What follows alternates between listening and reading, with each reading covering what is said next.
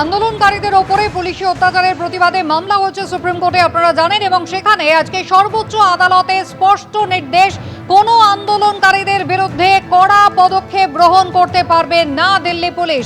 FIR দায়ের করে তদন্ত হতে পারে, কিন্তু তদন্ত চললেও আন্দোলনকারীদের বিরুদ্ধে কোনো কড়া পদক্ষেপ গ্রহণ করা যাবে না। যদি আগে অপরাধের রেকর্ড থাকে তাহলে এই নির্দেশ কিন্তু কার্যকর হবে না, আজকে সর্বোচ্চ আদালত স্পষ্ট জানিয়ে দিয়েছে। পুলিশি অত্যাচারের অভিযোগের মামলায় সুপ্রিম কোর্টের এই নির্দেশ।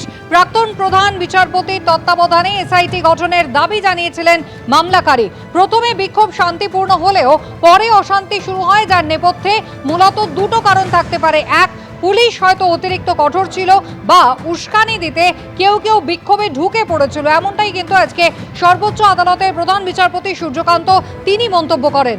যতদূর সম্ভব বলপ্রয়োগ কিন্তু পুলিশের এড়িয়ে যাওয়া উচিত ছিল।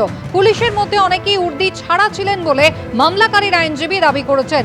গোটা ঘটনার তদন্ত হওয়া উচিত এবং দায় কার তা নির্ধারণ করা অত্যন্ত প্রয়োজন, এমনটাই জানিয়েছে সুপ্রিম কোর্ট।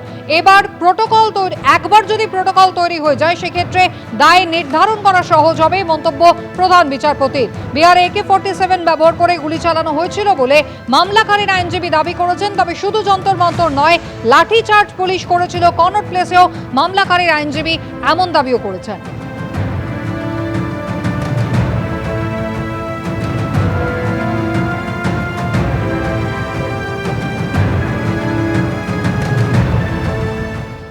আন্দোলনকারীরা যদি সত্যি নিট পরীক্ষার্থী হয়ে থাকে, ছাত্রছাত্রী হয়ে থাকে, তাদের আন্দোলন করার অধিকার রয়েছে, আন্দোলন তো করবে।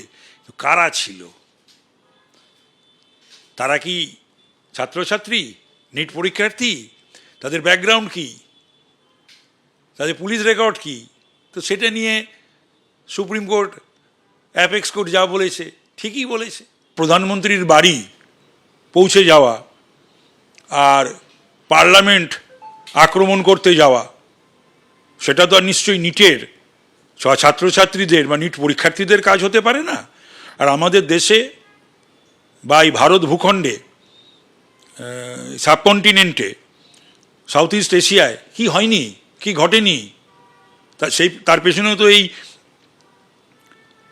বিদেশি মদত, বিদেশি অর্থই ছিল। তাহলে প্রধানমন্ত্রী যদি লক্ষ্য হয়, পার্লামেন্ট যদি লক্ষ্য হয়, তাহলে প্রশাসন কি নীরব থাকবে? এবিপি আনন্দ এগিয়ে থাকে, এগিয়ে রাখে।